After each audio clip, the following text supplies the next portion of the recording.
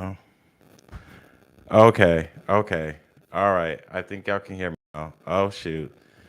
Oh shoot. It's always our thing is like, hey, you're muted on Zoom.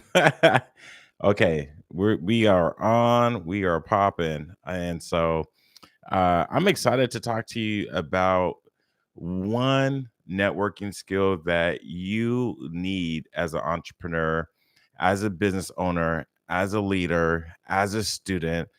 And if you're looking to be employed, you need this as well.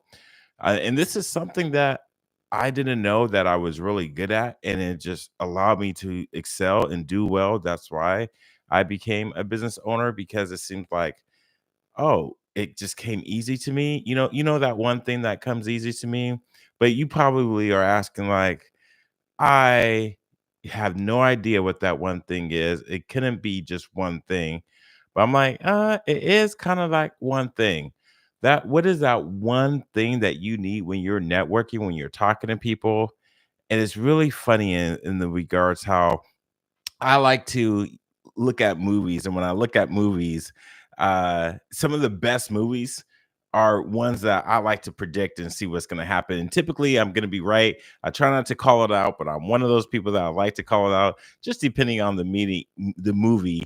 I don't know if you realize how movies are designed to have that hero effect, and if you think of networking, you are that hero. And so if you think about that one thing you need to do, you need to be the hero in that movie, right? In the networking.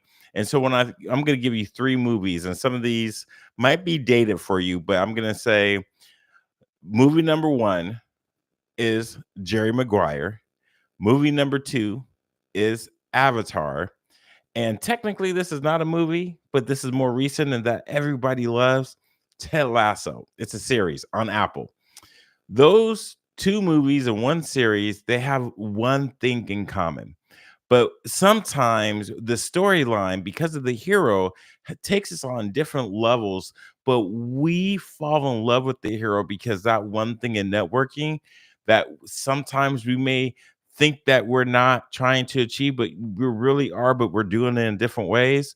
But that one thing is going to be really important. And let me use the movies, for example, and the series, because if you haven't watched Ted Lasso, or Avatar or Jerry Maguire. I'm not going to spoil it for you, but that number one thing that they're trying to achieve is business. Jerry Maguire is is funny because it's dubbed as a love movie, not a rom com, but it can be that, But it's a business movie. Avatar, it's about business, right? But it's about business being done in this extraterrestrial world, and the graphics are phenomenal. So, but there's a story behind that.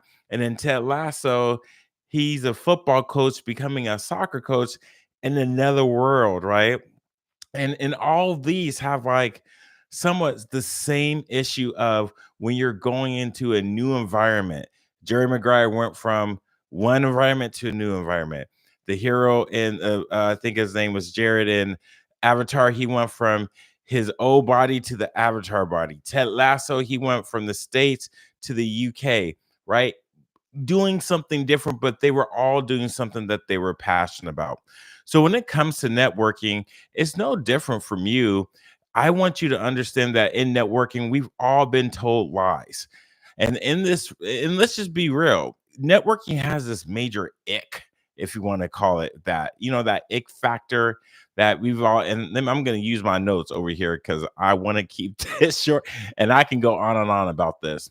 But we've been told this myth that it's a numbers game and you got to get contacts to get contracts. And if you show up to enough events, it's just gonna, and cards. And let me forget business cards, which I've done a video about that before. It's all gonna work out. That's what we've been taught. Like, what can I basically it's the with him? What's in it for me? And we look at human beings at these opportunities, not understanding, like deep down inside, that they got feelings too. They got things that they got to do. They're not stepping stones. They're people. And so we put on this professional mask and we say, I'm gonna make this pitch and I'm gonna get this deal and I'm gonna do all these things. And if you go into those two movies, if you go and watch Ted Lasso, you see all those folks have these moments and times where they know that they have to do this thing because this is what they were told.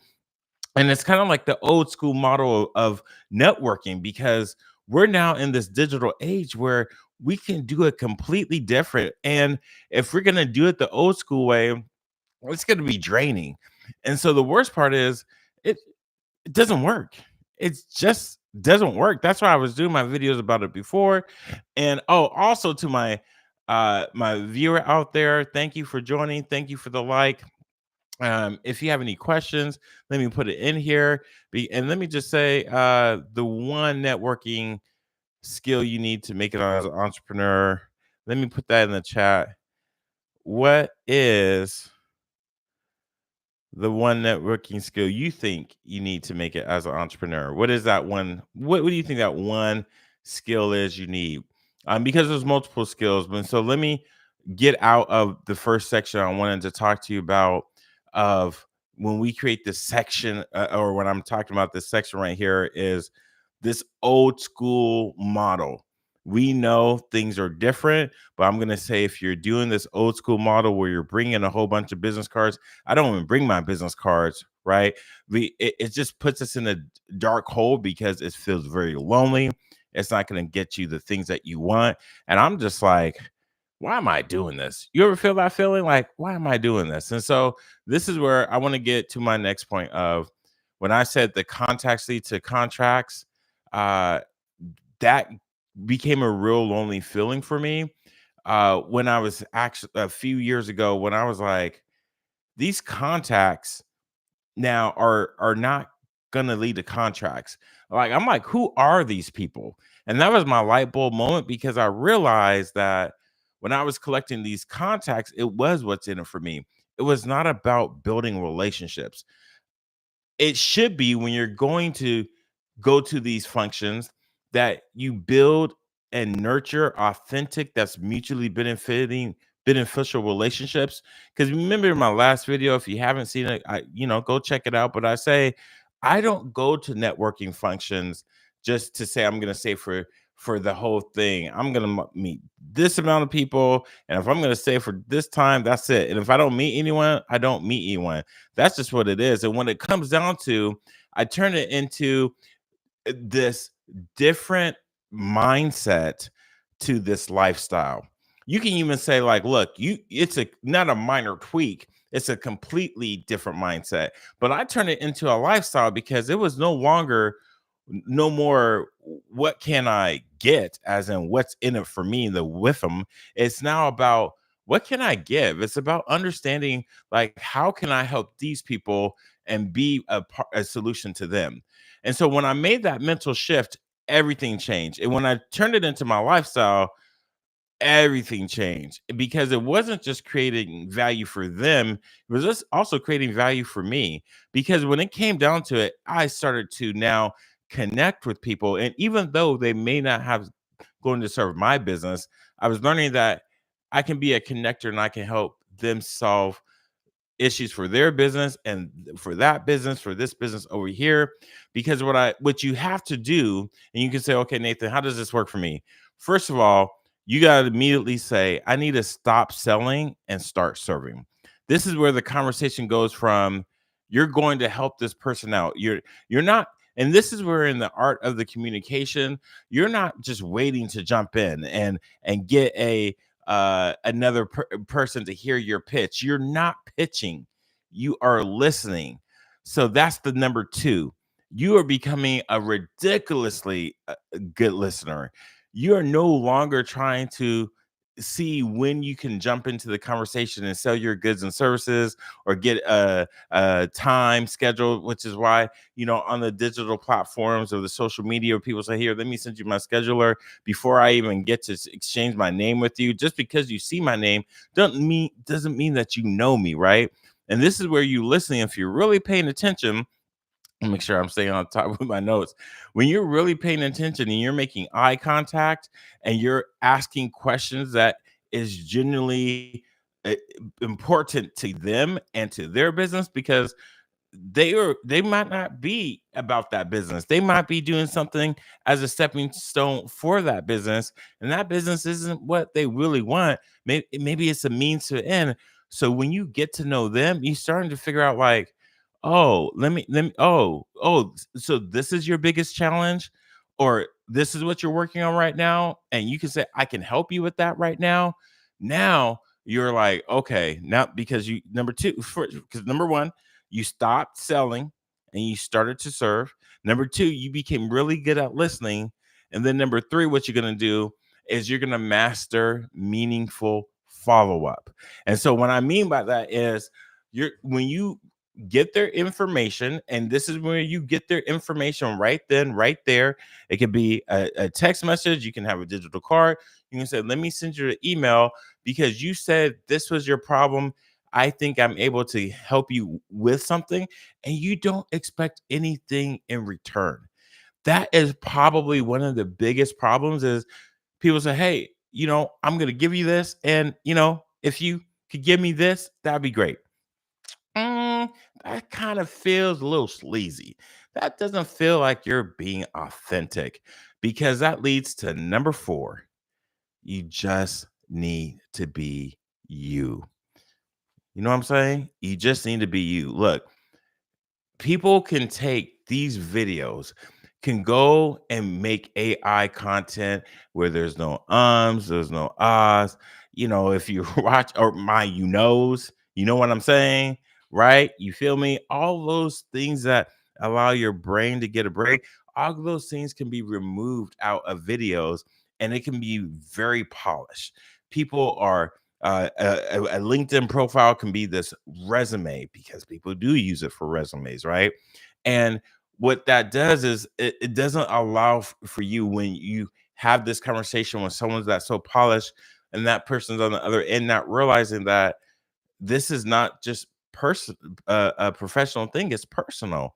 And so that's why if you watch any of my golf videos in the playlist, the golfing is not hard. Like, you hear me huffing and puffing at times because I'm out of breath, because I'm trying to hurry up and do this, or I just walked up a hill. I'm like, man, I'm tired as I'm recording this. I'm just gonna be me. And when you just be you, it creates a different lifestyle. That's why I say change your mindset, because the number 4 piece, or when I say just be you, it creates the number 5 that I want to get into, of creating relationships that you always get something back in return. And it may not be like what you are asking for. Like you say, hey, I'm gonna go to this networking event. I need to get some business leads so I can get some contracts, so I can pay some bills, right? I understand the concept, and that is traditionally how things have done, but that's not how things go now. We have a different way of doing things, because you create a contact, and that person may be someone you need 2, 3, 4 years from now, but the way they are going to come across is probably not the way you think they're going to come across. And the best example is a person I had on a podcast a few times. His name's Chris. He does money. I don't have enough money for him to manage it, but that doesn't mean he doesn't help me with money situations. That means he doesn't help me understand how to think about money. And so this is where the ROI, the return on investment for relationships, is stop trying to put a square peg in a round hole.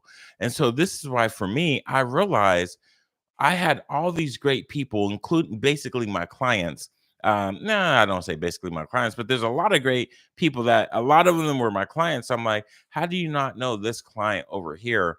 And what I realize is, man, we are working so hard that we fail to connect, because the business takes all of us. It takes everything. And look, you know what I'm saying. And let me ask you, I'll just put in the chat.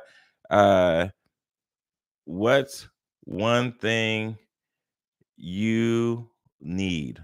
So you don't have to respond to my viewer out there, but I appreciate you for those that do want to respond and engage. This right here is how you build connection.